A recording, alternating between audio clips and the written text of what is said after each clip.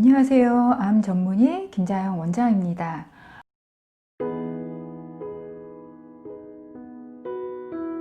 여러분, 오늘은 제가 강아지 구충제 제4편 구충제 이 항암 효과의 원리에 대해서 한번 이야기를 해보겠습니다.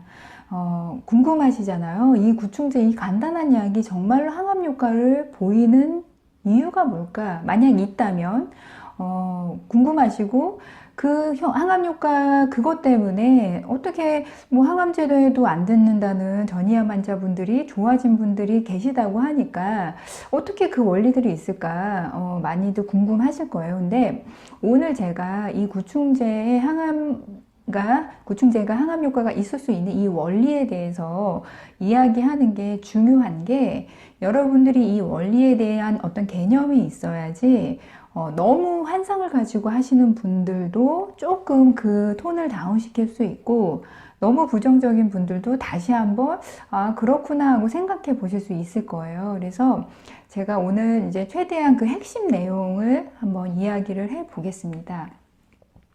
이 구충제의 항암 효과, 특히 이제 벤즈미다졸 이 구충제의 항암 효과에 대해서 이야기를 하려면 오늘 제가 세 가지 개념에 대해서 이야기를 해야 돼요. 그래서 그 첫 번째가 뭐냐면 기생충의 생존 방식, 그 다음 두 번째가 암세포의 생존 방식입니다.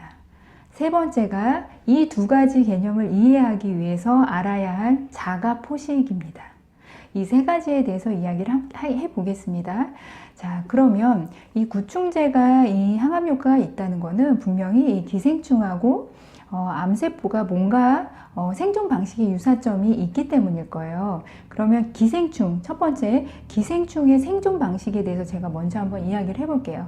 이 장내에 이제 기생하는 기생충들이든 뭐 몸 내에서 기생하는 기생충들이든 어떤 유사한 점 한 가지가 있습니다. 자, 우리가 보통 기생충은 뭘로 이렇게 얘기를 해요? 빨대 꽂아서 빨아먹는다라고 얘기를 하잖아요. 자, 기생충은 자기가 이제 에너지를 얻는 방식이 이제 외부에 완전히 의존적이죠. 그래서 그 의존적인 그것을 고르기 위해서 선택한 게 사람이든 동물이든 체내에 들어와서 세포에 기생해서 뭔가를 뺏어 먹고 있는 건데요. 그 방식이 어떠냐면, 자, 기생충이 만약 이제 저희 몸의 장 속에 들어왔어요. 그러면 이 기생충은 사실 입이 없어요.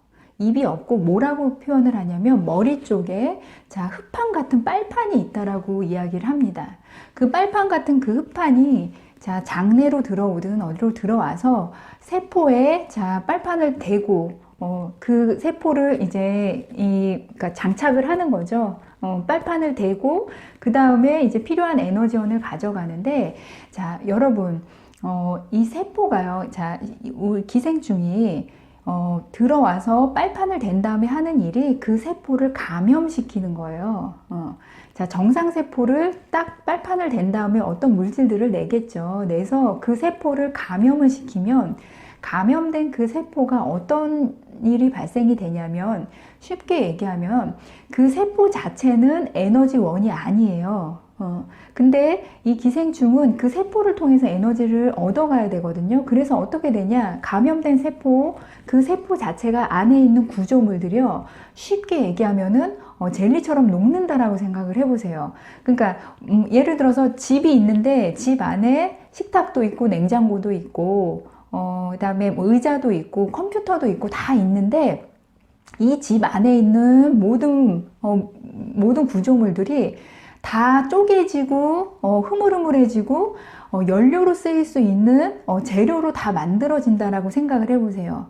그런 식으로 기생충이 감염된 세포에다가 빨판을 딱 꽂은 다음에 그 세포가 감염이 되면 감염된 세포는 마치 젤리처럼 안에 있는 게 에너지원으로 바뀌어서 젤리처럼 됩니다. 그러면 그때 이 기생충이 그 빨판 된 그 빨대를 통해서 자, 에너지를 쭉 빨아먹는 거죠. 자, 이게 자, 기생충이 살아가는 메인 방식이에요. 자기가 에너지를 스스로 일을 해서 다른 걸로 이제 받아먹는 게 아니라 옆에 있는 정상세포를 감염시키고 감염된 세포를 세포 자체가 에너지원이 되도록 자, 젤리처럼 만든 다음에 쭉 빨아먹는 거예요. 네. 근데 자, 이 구충제가 왜 장내 우리가 한 알이나 두 알 먹으면은 이거를 이제 구충이 되냐면, 자, 생각을 해보면 이 기생충이 에너지를 내는 이 방식은 절대적으로 외부 의존적이잖아요. 외부 거를 빨대로 꽂아서 빨아 먹어야 되는데, 이 기생충제, 구충제가 하는 메인 이 구충을 시키는 방식은 이 에너지를 빨아먹는 그 행위 자체를 막아줍니다. 근데 막는 방법에는 여러 가지가 있겠죠. 빨대를 꽂아서 빨아먹는데 이 빨아먹는 빨대 자체를 힘이 없게 만든다든지, 아니면 빨대를 꽂아서 빨아서 들어왔는데 그거 자체가 내 기생충 몸에서 사용되는 그 어떤 기전 중간을 또 막는다든지, 그런 여러 가지 작용을 할 텐데, 이 구충제가 하는 가장 큰 작용이 결국은 기생충이 생존에 가장 중요한 에너지원을 얻는 방식을 막아주는 거예요. 자, 이 기생충에 대해서 제가 기생충의 생존 방식과 이 구충제의 작용 원리에 대해서 이야기를 했어요. 자, 그 다음에 제가 암세포의 생존 방식에 대해서 이야기를 해보겠습니다. 여러분, 암세포는요, 생존 방식이 너무도 다양해요. 그렇기 때문에 우리가 암을 치료하기가 쉽지가 않은 겁니다.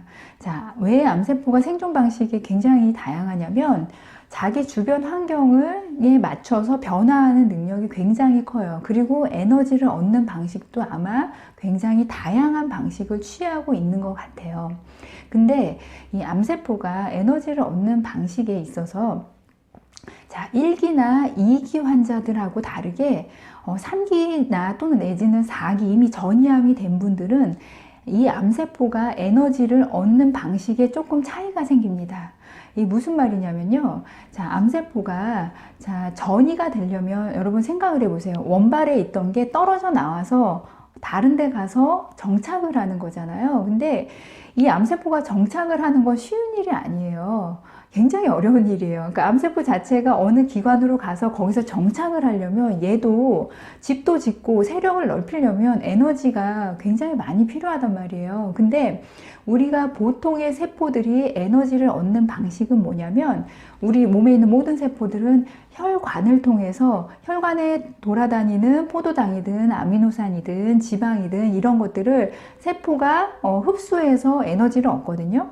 근데 자, 어떤 암세포들이 전이가 시작이 됐을 때, 전이가 돼서 원발에서 떨어져 나와서 돌다가 어딘가 패든지 간에 가서 정착을 할 때는요, 얘는 말하자면은 식량을 보급받을 수 있는 혈관이 없는 상태예요, 사실은.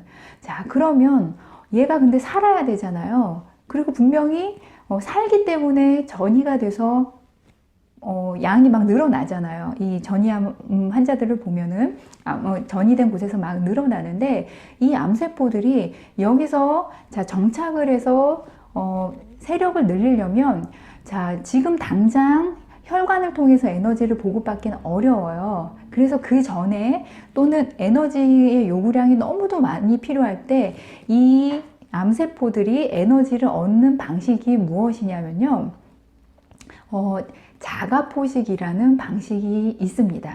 이 자가포식이라는 방식은 뭐냐면, 자가, 스스로, 포식, 잡아먹는다는 뜻이죠. 그러니까 혈관을 통해서 포도당, 아미노산 이런 거를 받는 게 아니라, 자기 주변에 있는, 암세포 주변에 있는 우리 사람의 정상세포를 잡아먹는 거예요. 그런 방식으로도 에너지를 얘네들이 얻습니다. 근데 그 자가포식을 하는 방식은 또 크게 여러 가지가 나뉘어질 수 있는데, 큰 카테고리 하나가 뭐냐면, 진짜로 옆에 있는 세포를 잡아서 먹는 거예요. 아메바처럼. 잡아서 먹어서 뇌에서 소화시켜서 그거를 에너지화 시키는 방식이 있고, 또 다른 한 가지 이 암세포가 취할 수 있는 방식이 어떤 것이 있을 수 있냐면, 자기 주변에 있는 세포를 마치 아까 제가 기생충이 감염을 시키듯이 자기 주변에 있는 세포를 뭔가 어떤 물질을 또 내서 무력화시켜요. 무력화시키면 그 세포가 안에 스트레스를 받아서 스스로 자기 물질들이 자기 스스로 소화가 되고 젤리화 돼 버립니다. 쉽게 얘기하면. 그러면 그때 암세포는 자기 옆에 있는 정상세포를 젤리처럼 만든 다음에 그 젤리처럼 된 에너지가 돼버린 그 세포의 내용물을 갖다가 쭉 빨아먹는 거예요. 근데 제가 이제 암세포가 빨아먹는다라고 얘기를 했는데 어떤 수용체들을 통해서 많이 이제 받아 먹겠죠. 그러니까 에너지가 굉장히 많이 필요한 지금 전이암이나 또는 확장성이 매우 큰 암들, 그다음에 악성도가 매우 큰 암들은 굉장히 큰 에너지가 필요한데 그 에너지를 자기 옆에 있는 세포들을, 정상세포들을 잡아먹던지 아니면은 그 세포를 무력화시켜서 안에 스스로 소화가 되게 한 다음에 그것을 빨아먹는 형식을 갖게 됩니다. 그러면 이 암세포가 굉장히 큰 에너지원이 지금 필요한 상태에서 그것이 지금 들어오고 있는 그렇게 해서 세력을 확장하고 있다면 구충제가 만약에 어떤 환자분의 이제 그 암 전이를 지금 조금이라도 도와주고 있다면은 아마 그것의 가장 큰 원리는 그 에너지원을 빨아들이고 있는 그것을 막고 있는 상황이 가장 합리적인 추론입니다. 사실은. 자, 여러분들이 지금 이 구충제에 대해서 여러 가지 이제 것들을 많이 보셨을 텐데 이 구충제가 사실 그 세포에 작용하는 원리는 여러 가지가 있어요. 근데 자, 다른 어떤 작용들은 이미 우리가 알고 있는 너무도 센 항암제들이 하는 역할과 비슷한 게 굉장히 많아요. 근데 그렇게 센 항암제로도 사실은 전이암 환자들 아시잖아요. 다시 재발하고 다시 커지잖아요. 다시 내성이 생기고 그렇게 센 항암제에도.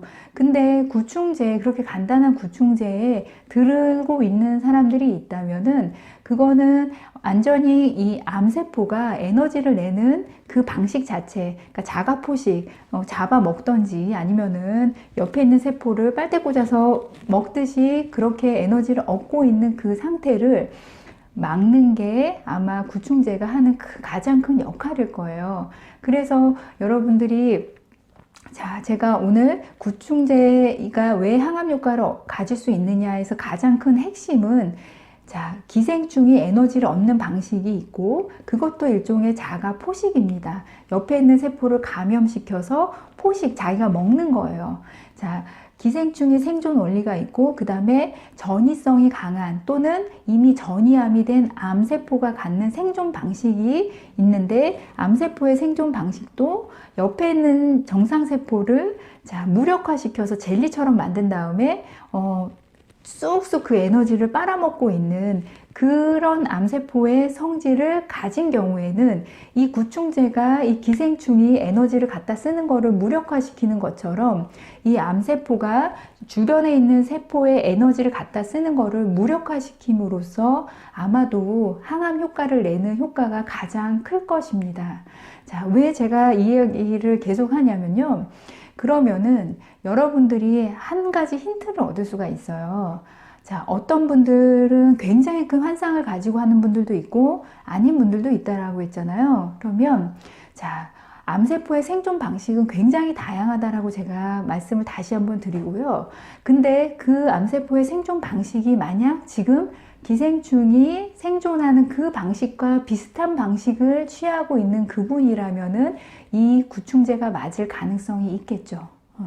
근데 이 암세포가 생존하는 방식이 여러 가지여서 자가포식 외에 또 다른 방식을 취하고 있는 상태라면 또 모를 일이에요. 근데 중요한 거는 에너지가 굉장히 많이 필요한 암세포의 어떤 상태에서 주변의 세포를 무력화시켜서 기생충처럼 에너지를 빨아들이고 있는 상태라면 그 구충제가 그 에너지를 빨아들이는 그 행위 자체, 그 다음에 그 에너지가 들어와서 사용되는 그 중간 단계를 블록함으로 인해서 아마도 이 구충제가 항암 효과를 보일 거라고 생각을 합니다. 그게 가장 합리적으로 추론할 수 있는 원리인 것 같아요. 제가 공부를 하면 할수록요. 그래서 여러분들도 이것을 이제 드시는 분들의 마음편은요.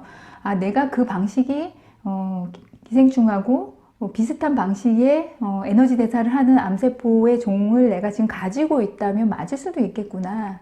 근데 그게 안 맞으면 아, 나도 안 듣겠구나. 사실은 그 마음이 두 가지의 마음이 사실은 여러분들한테 아마 필요할 거예요.